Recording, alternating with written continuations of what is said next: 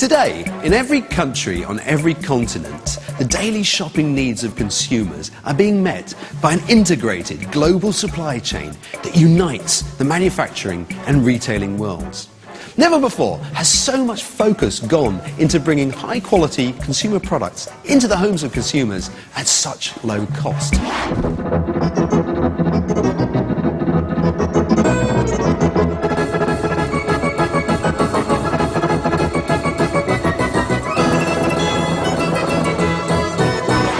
So today, the industry has a supply chain it can rightfully be proud of. And technology is the key to providing this high-performance supply chain. But behind this physical technology, there has also been an explosion in information technology. The supply chains of today are driven by information, and it is information that will enhance the supply chain of the future. In particular, it is product information that will drive change. But it is product information that has not exactly been managed terribly well in our industry. The reality is that most product information used in our industry today falls short of basic quality standards. Simply put, much of the product data currently used in our supply chain is, how can I put it? Wrong, inaccurate, incorrect, just won't do. Wrong. For example, leading global manufacturers reported that 58% of their product information was incorrect at source, and 60 to 80% of core attributes of item information delivered to retailers are inaccurate. And these figures are typical for the industry. Bad product data has enormous impact.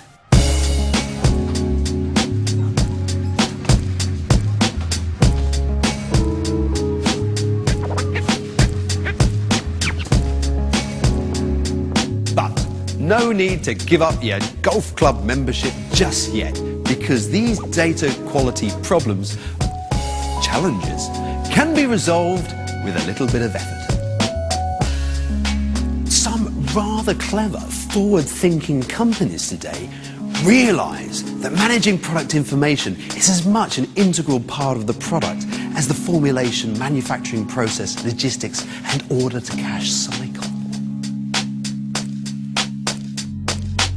Now, there are many root causes of bad data, but we've chosen to focus on two of the main culprits. Firstly, we all know that consumer needs are changing all the time, forcing consumer products to change constantly. And so, product design development is a continuous repeating process. Until the final launch of a product, the packaging of the consumer and trade units can keep changing. Even once the product is launched, changes can be made to the packaging. Typically, retailers will look to manufacturers to supply as much logistical information about the new product as far ahead of the launch as possible. Retailers use this information to advance planned shelf changes and ensure warehouse slots are available for the new item, which leaves both trading partners reliant on the manufacturer communicating the final product information and any other subsequent changes to the retailer in good time, and on the retailer actually incorporating those changes within the retail systems. But unfortunately, yes, you've guessed it, too often this realignment simply does not happen. A change in how a product is stored on a pallet might seem trivial to a buyer or a seller, but to a DC manager, it can be a reason to reject an order. Sorry mate, too big, send it back.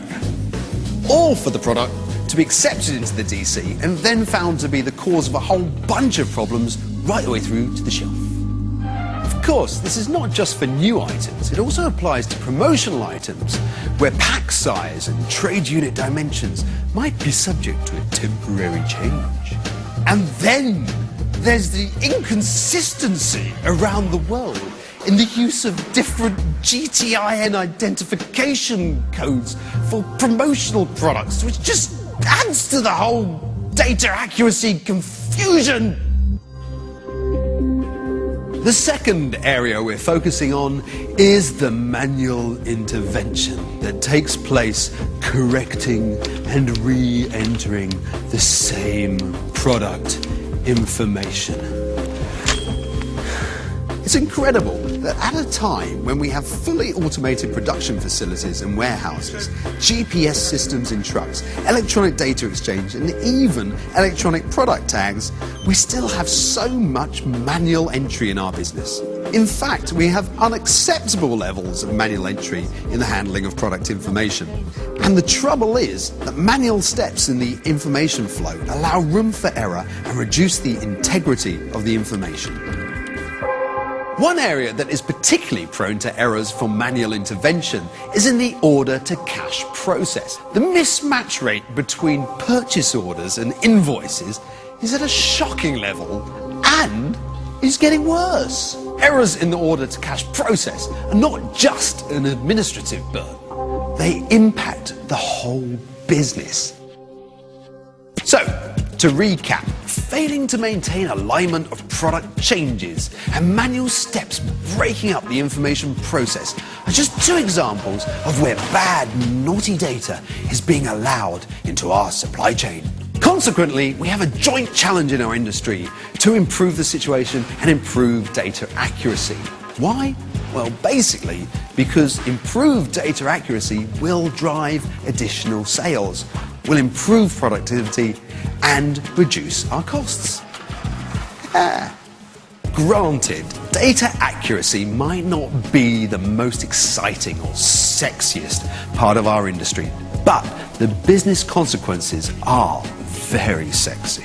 And companies that are succeeding in tackling this challenge understand that they need to manage product information as a corporate asset, like money. So they prioritize it, resource it, organize for it with the importance it deserves. And results can be achieved rapidly by focusing on the people, processes, and technology that surround data accuracy. Looking at the people, we need to identify who owns the information. Processes, put in place the right processes to ensure continuously aligned and accurate data. And technology, use the tools available. Global standards, global data synchronization, and internal data alignment. And always remember, data accuracy involves all the trading partners. We can solve this and reap the benefits if we collaborate and cooperate with our trading partners. So together, let's stamp out data inaccuracy for good.